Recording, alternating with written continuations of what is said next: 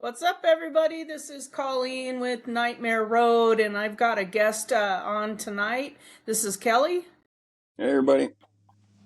And Decon had to take the night off, so we thought we'd go ahead and roll without him. And we're going to talk about a kind of a fascinating legend. And if you guys have watched Speaking of Spirits, sometimes the cryptid thing kind of gets to me sometimes from the scientific standpoint. But because we don't find like bodies and skeletons and stuff like that. But if I look at it from the aspect of is this supernatural, then I can go there. And this the Dogman legend is bananas.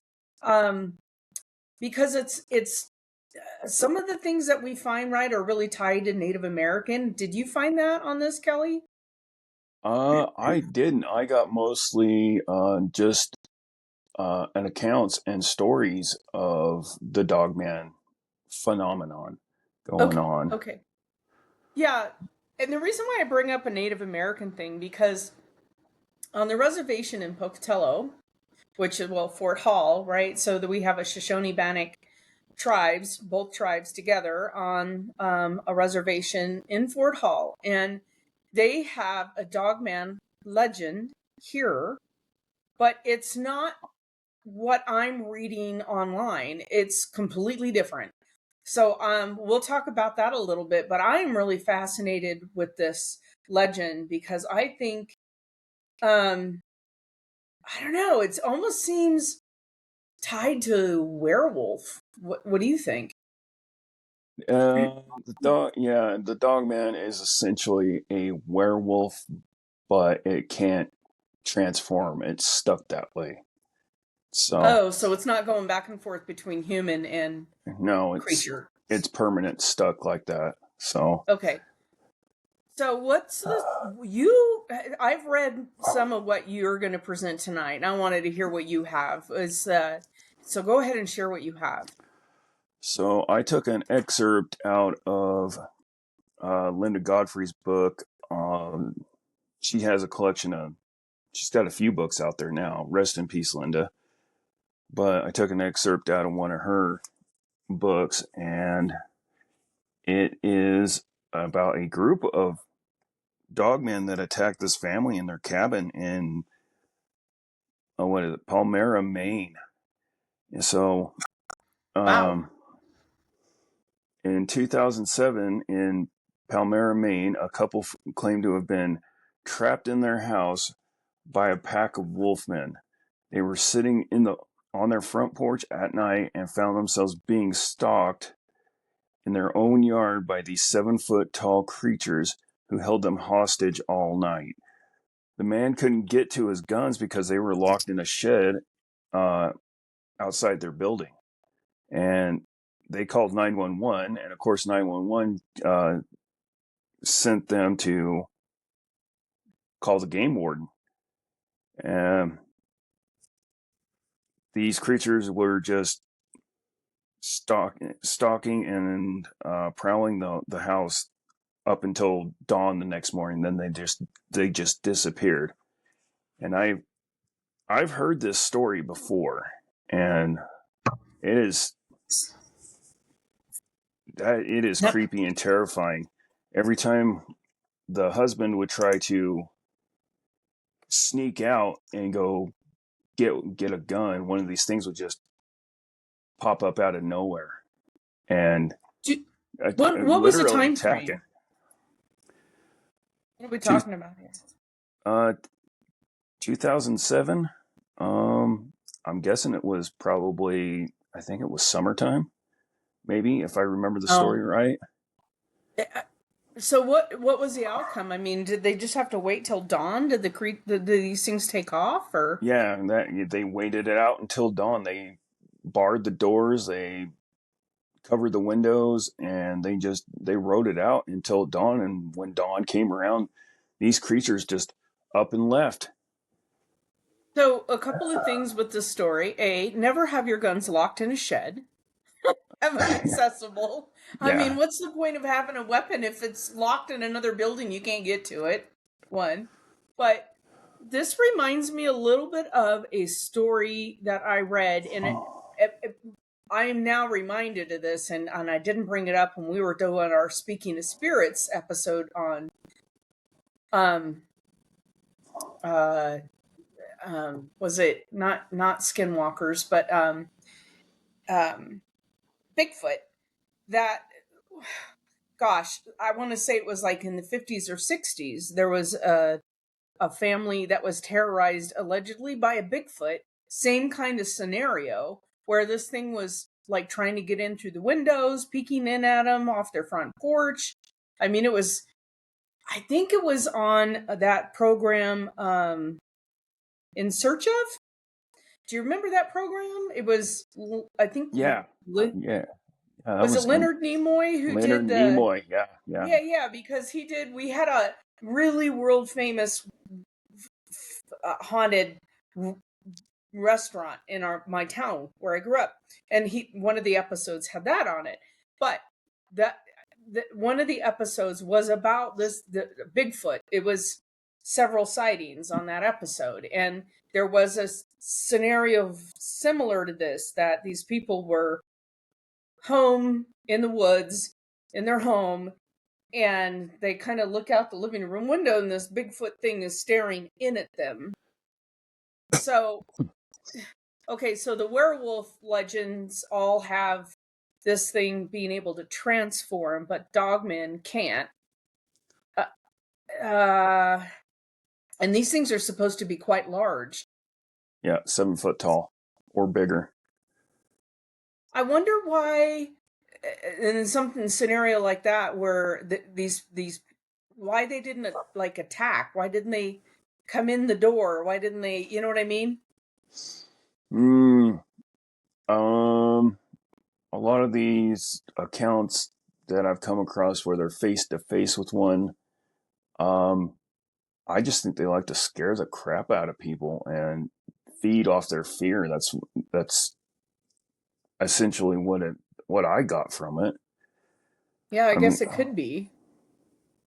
One of the I was reading online, and I guess there's one of the first Dogman sightings around the Great Lakes area took place in Wisconsin. Now, if you've spent any time Wisconsin, Minnesota, Yoopers, that upper peninsula of Michigan, it's really forested.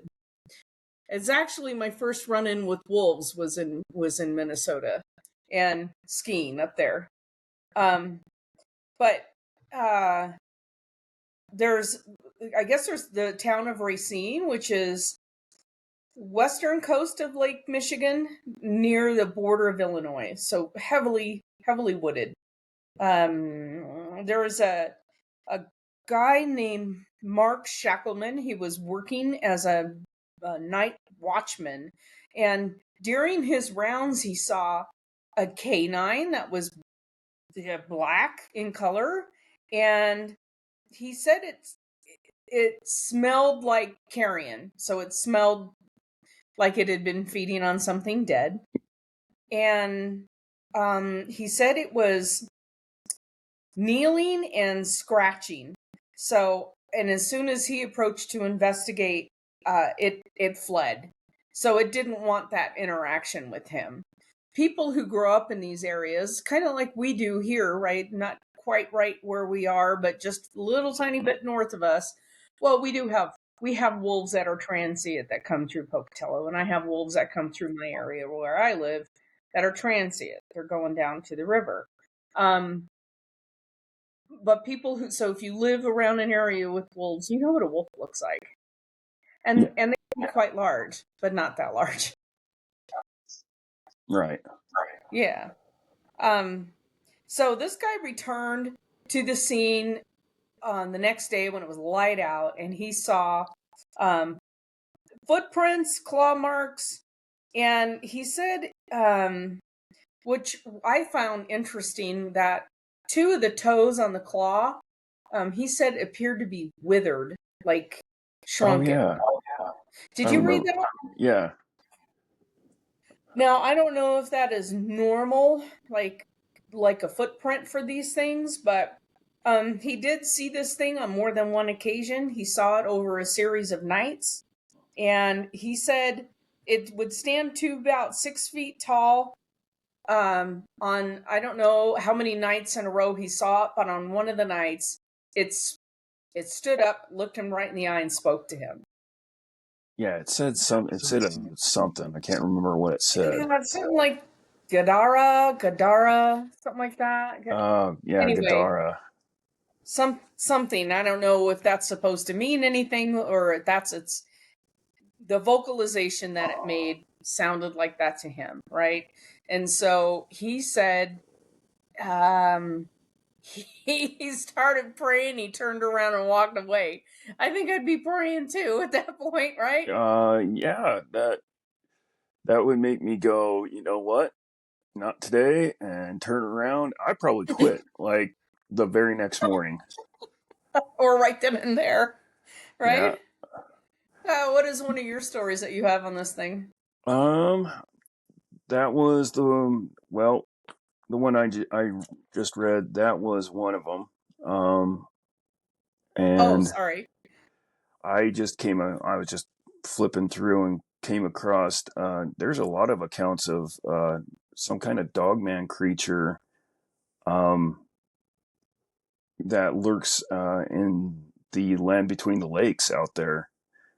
Um, Lots of accounts of some wolf type creature out there, and then uh, the beast You mean of Minnesota? yeah Minnesota that, area? that could be it. It's a national park. Every The time land I of hear it, 10,000 lakes or something like that. I think that's isn't that their motto? So it's different. yeah, Minnesota is land of 10,000 lakes. Land between the lakes is a national park somewhere. Oh, okay. And so there were Oh, a lot of accounts there. there's been quite a few accounts from out that way. Let's see. One I came across was the beast of Gurdivan. In 1760, a werewolf-like creature terrorized a small town in southern France for 3 years, and that creature was essential. It was it killed way too many people, and that got the attraction of the king, who hired an army to go hunt this thing down. And they shot. I guess they shot at it or tried to kill it, and they couldn't. And then it just disappeared. Wow, It's that's fascinating. it's a Never real heard that story. yeah. That's a real famous story in the paranormal circles. I heard it Huh. quite a few times, and then of course they called it the loup garou, which is French for werewolf. And then down south towards Louisiana, they had the rougarou, which is essentially another werewolf type creature that the French brought with them when they came over to do their fur trapping and stuff like that. And I, yeah, I think they were trading stories with the Native Americans, and they're like, "Have you heard of this?" And the Native Americans are like, "Yeah, we have them." So Wow. Um, so there's lots. If you look this up online, there are just a ton of stories and sightings, personal sightings of, like I said, it's Minnesota, Michigan, Wisconsin, all of those real northern states, and on the Canadian side, that border, right? So um, it's interesting because that's kind of the same area that the Wendigo comes out of. yeah, yeah, that makes me wonder if they aren't connected. Like Yeah, one just gets a certain, like they divvy out spots. One gets a certain territory, and the other one gets a certain territory, and that's how they live. I have no idea, but yeah, they've yeah, been seen around old roadways, lumberjack sites, graveyards, which kind of makes sense. But yeah, just There's a story of a guy named Robert Fortney who was fishing in the Muskegon River in Michigan, and it was 1938. He was 17 years old, and he was attacked by a pack of dogs. Before the dogs, as they were attacking, he had his rifle in his hands, and he was able to fire off a shot. And there was, I think, 6 dogs, and he said before they could lunge at him, he fired off the shot. 5 of the dogs ran off, but the 6th one did not. And he said that this dog, as soon as the shot rang out, it proceeded to stare into his eyes with um, from about 10 feet away, and it had blue eyes. That sounds wolfish to me because some wolves can have those blue eyes. And he said, but then it started like grinning at him. And then he fired another warning shot. And then this time he described it as like a werewolf. He said this time it ran off, but it didn't skedaddle on all fours. It stood up to be about 6 feet tall and then ran away on 2 legs. So we do have something out here on the reservation that there's 2 things. This is very, very similar to what I have been told by eyewitnesses out here on the reservation, that there is something out here, which locally they call it the green man, but it's more of a shapeshifter in that it can be on all 4 legs, it can be on 2 legs, and it can disappear in front of your eyes. This is similar in that this thing got up on 2 legs and ran away, where it was on all 4 legs. Yeah, that would be terrifying to me. I mean, just having one dog come at you, let alone a pack. But again, it's Michigan. They do have wolves up there, but none of them are going to be 6 feet tall and stand on 2 legs and run.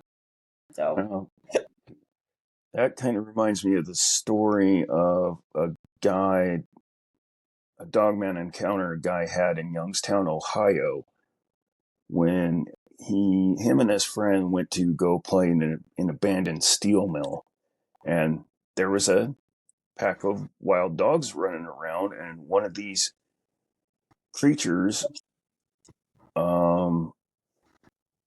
essentially got in a fight with this pack of wild dogs, and then climbed to a top of. Do you know what coke is for steel product? yeah. Yeah, it climbed on top of the coke mound there and saw them, and essentially tried to hunt these 2 boys down. And he gives it's a really intense, creepy Dogman encounter, and he's been on quite a number of podcasts. I think latest one I saw him on was What Lurks Beneath on YouTube. Okay. So yeah, There's just stuff out there that we don't know everything that's going on in this world, and if it's got a supernatural facet to it, we really don't know everything.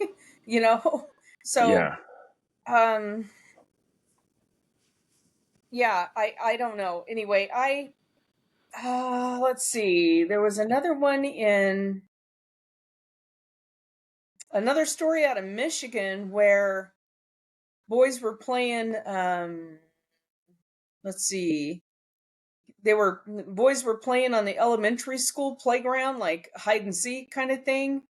And he went out of the, I don't know, I guess maybe it wasn't fenced at the time, in 1988, so it might not have been fenced. Not everything was back then. And so he gets out down by the railroad tracks, and he heard I guess must have been a stream down by the railroad tracks, and he heard a splash, and he witnessed like this dark furred dog man, is what he called it, bolt into the woods. and it switched between 2 legs and 4 legs before it disappeared. Again, that shapeshifter type quality to it where, you know what I mean? In a sense, that shapeshifters can do 2 leg, 4 leg, and they just kind of morph as they're moving. Yeah. Not all shapeshifters are shifting from human to animals. Some of these shapeshifter things that I've been reading about are also morphing the way they're moving through time and space. So kind of frightening. He suspected at the time he thought it could have been a timber wolf, that it was like upright on its legs. Timber wolves. My dad had a timber wolf, and it was an enormous dog. And I'm 5'5", and when that dog would stand up, like, and put his paws up on me, he was taller than me. So if a timber wolf was standing, but how many dogs are standing without paws on something? You know what I mean? They're standing up and putting their weight on you to hold you up. But a dog just standing up and walking, I've never seen that. Maybe in tricks. Yeah, I've never seen it either, but Yeah. I did come across a couple of accounts of people watching this dogman creature switch from 4 legs to 2 legs, and when it does it, they hear joints popping and cracking, and God. Interestingly enough, this guy also said this thing had blue eyes. yep, I've come across blue and yellow eyes. Isn't A that few, fascinating? so And then yeah, there's what do you have? You had what, the Beast of Bray Road? That's a pretty famous um, Dogman sighting. I mean, a yeah. lot of people have heard of that. So why don't you talk about that? I don't have quite a lot on it. All I know is that Linda Godfrey was working at a local newspaper, and I think somebody said that they reported seeing a dogman-like creature on a a dark, desolate road in Elkhorn, Wisconsin, and they're turning the corner, and they see this large dog-like creature hunched over a a roadkill, and it's sitting there, and they're watching it grab chunks and eat it, and they just kept going, I guess, and that's how that started. And I think she wrote a story and called it "The Beast of Bray Road," put it out, and then people started sending in more and more stories and more of their accounts of these sightings of this dogman-like creature um, roaming around in that area. And I found another story of a DJ at a radio station put out a song called "The Legend" in 1987, and it was for a what did he do for a April's Fool Day prank? He put that out. The song played, and then people started calling in and giving him all sorts of reports of, yeah, I've seen the same thing too. And so yeah, Yeah. If you look up the Beast of Bray Road in Wisconsin, in Elkhorn, Wisconsin, there's a lot of sightings out there of this creature or these creatures.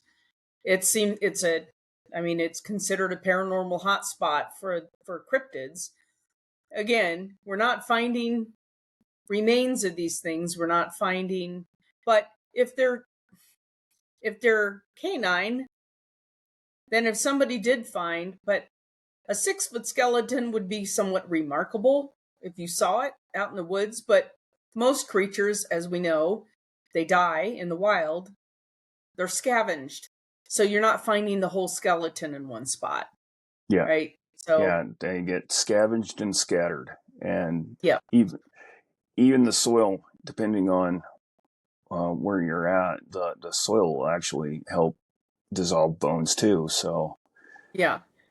Right. And so scarabs, there's beetles, there's all kinds of stuff that'll take over and strip flesh and move things around. And So it's possible that's why we're not finding the skeletons of these cryptids. Um, the skulls, though, would be somewhat remarkable, like a skull of a Bigfoot or something. If one was brought in where we could do scientific testing on this thing, that would tell us, because a dog that has the skeleton, the head of a 6 foot tall dog, is going to be massively larger than even a Rottweiler. You know what I'm saying? Yeah, it's gonna be huge. Yes, and a much long elongated snout. Everything's gonna be different. So I don't know. Gosh, that, you hate to be the person that says kill it if you see it, but it's like I want scientific proof. But if it's supernatural, and it's using portals to move back and forth, then maybe that's what's going on here. I don't know. There's certainly places in the world where it appears things are moving between planes of existence. So maybe they have figured it out. Yeah, it's quite possible that they know something that we don't. Yeah, just that's even more terrifying, is the just having one of these creatures that is 6 foot tall, strong, fast, and it can jump through portals in the blink of an eye. And Yeah, if it's got its eyes on you, ooh, that's even more terrifying.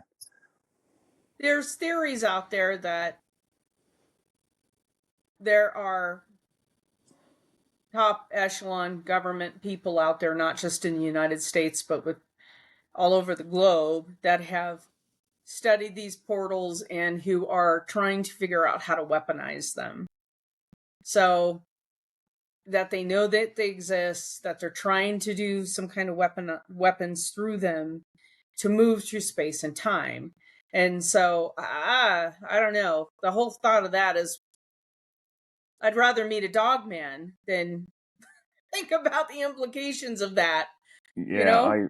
I've also heard the theories that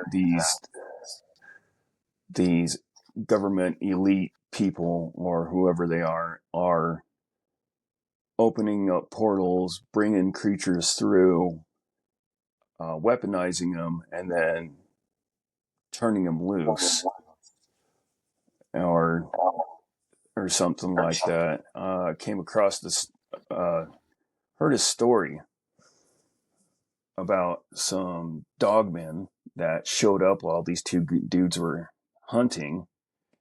I found it really interesting that right before these creatures started essentially hunting the hunters, there was a loud noise, like a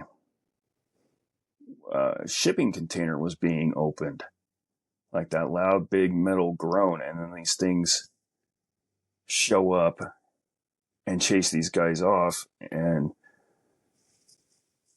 I, I don't know, is that what a portal sounds like? Is a I big don't know. metal door? And that's not the only time I've heard of some kind of big metal door sound before something like this happens. It's really, I find it interesting. That is really fascinating. I the thought of it is just kind of gives me the willies a little bit. I mean, that's what they're thinking at Skinwalker Ranch, is that there's a portal there and that something is going on. There's something moving through these portals, and it's alien life form and all kinds of stuff like that. So, and that we haven't figured it out yet. Yeah. So, uh anyway, there's another story, I'm sorry, out of Maple Grove Road in Duluth, Minnesota, where there was another sighting. um it's a graphic designer who said that she was in a residential area and street lights illuminated this thing. So she knew it wasn't a dog. She said this thing it's like 7 feet tall. She described it as um it had an extremely hunched back, and then it was running on all fours. She goes, if this thing stood up, it would be about 7 feet tall. So she said it had a wolfish face with a long snout and short pointed ears, and it moved stiffly. So, I mean, that's Wendigo, right? I mean, Could it these could things be. are so similar to this legend of the Wendigo that, other than the Wendigo was really emaciated, none of these people are saying that. But I don't know. The Wendigo did have fur in some of the legends, and some of the sightings, it didn't have a whole lot of fur, so that's confusing. Anyway, she saw it in her headlights. She said she panicked. She drove to a well lit place and waited for her husband to come over there. And I guess I would too, because it's terrifying to see something like this. I've had my own, in the woods. I'm comfortable. I'm really comfortable in the woods, and I'm not really afraid of anything. I have a healthy respect for everything out there, and I've run into bear and cougar and everything else out there. But and then, the wolves up in Minnesota, had a few encounters with wolves here, but you know, I just something like this would shake you up, and you wouldn't forget it. Nope, you certainly wouldn't. No, it's not every day No. that you happen to go be walking your dog late at night, and here comes another bigger dog that you've only seen in movies come walking through, and you're like, "Did I see that? Yeah, I just saw that. Time to leave." That's an interesting point. I'm trying to think back. So I wanted to tell people that's listening to the podcast that there's actually, if you Google it, there's a map where somebody's mapping all of the sightings, and even in Idaho, there's sightings of these creatures. But in none of the stories that I've read, and I haven't read them all on this map or online, no, nobody had a dog with them. Hmm. There was the guy that had the pack coming after him in his sighting, but nobody. I'm trying to think back of all of the sightings. Nobody said that they had their dog with them, and I'm wondering if they wouldn't come after somebody with the dog, or if. Uh, no, I know of a story of when this subject first getting started really catching steam. Is a story that came out of Kentucky with a guy and his, I think it was his grandpa or his dad, and they had two coon hounds out there, and they were hunting coon at night and had a run in with one of these things. But and it Were the absolutely, dogs with them, or yeah, were the dogs not on a scent? the dog. I don't know. The dogs were doing dog things. They were looking for raccoon, and this thing showed up and just tore the couple of the dogs apart. Oh, it But did. It went after the dogs. it got one, and it really hurt the other one. But I think they got that one back. Wow. So yeah, it's Hmm. Well, there goes that. I was trying to come up with maybe they don't like dogs, but that's not the case. It'll go after dogs too. Where and wolves will, right? I mean, if there's a domesticated dog, they'll take that dog out. So, uh interesting. Well, anyway, that's our Dogman cryptid episode for the night. I think it's interesting. I don't think I want to run across it. I'll stick with the regular wolves. yeah. I'd So, rather I'd rather deal with a real wolf than something like this out camping or oh, I forgot I was gonna mention that other dogman out on the reservation. So we have the one that I talked about, but there's another one that actually, and I am absolutely surprised at how many people have seen this thing out in Fort Hall. And it's not just Native Americans, it's all walks of life have seen this thing out in Fort Hall. It is a dog with a human face on it when it looks at you. and it's short. It's small. I would say like, I'm trying to think of a breed of a dog. Uh, like boxer size dog. And when it swings around to look at you, it's got a human face on it. And people who they see it at night, it's very common right in the town of Fort Hall. And people call it the Dogman because they don't know what it is. I haven't heard any other name associated with it, but I don't know what would be more terrifying, this thing turning around to face you and it's got the face of an old guy, you know, or Yeah. this 7 foot tall creature that's coming in. I don't know. Is this the account of a guy driving either late at night or early in the morning through Fort Hall, and this thing essentially ran up next to the side of his car and kept pace with him? And they looked at each other, and he said, "Nope." He just nope, and he floored it, and just he kept going until he got, I think, into Fort Hall proper, went into the casino parking lot and stopped and just found a parking spot, threw it in park, and just sat there going, "What did I see? What the heck There did are I a just see?" lot of people that live around the reservation who refuse to drive through it at night. They'll stay on the interstate, but they won't come off the interstate at night. They won't go down Yellowstone Highway. They won't take any of the arteries through the reservation. They're terrified of it. So, because of these things that they're seeing at night, keeping pace with their cars, like these Yeah. moving, and they describe them as dogs keeping pace with their vehicles. So, Huh. yeah, it's pretty interesting. I know probably 4 or 5 people personally,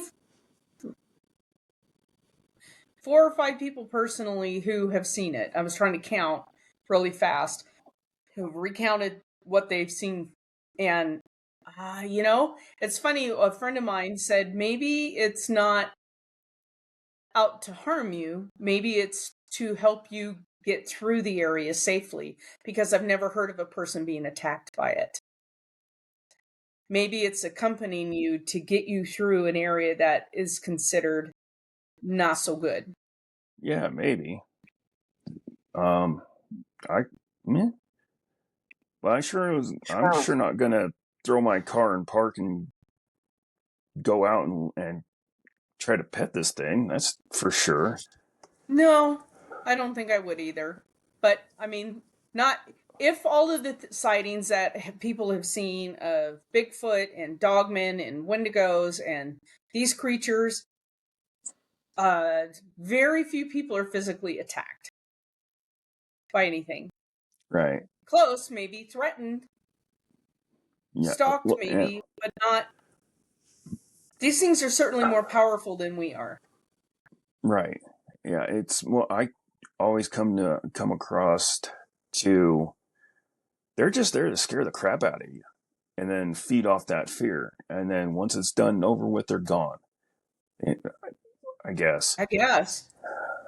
I can't think of a good reason why they're not attacking, so I don't know. But anyway, we hope you enjoyed the episode of Nightmare Road, and Decon will be back with us next week. And I have no idea what our topic will be, but it'll be a good one. Remember, folks, look both ways before you cross Nightmare Road.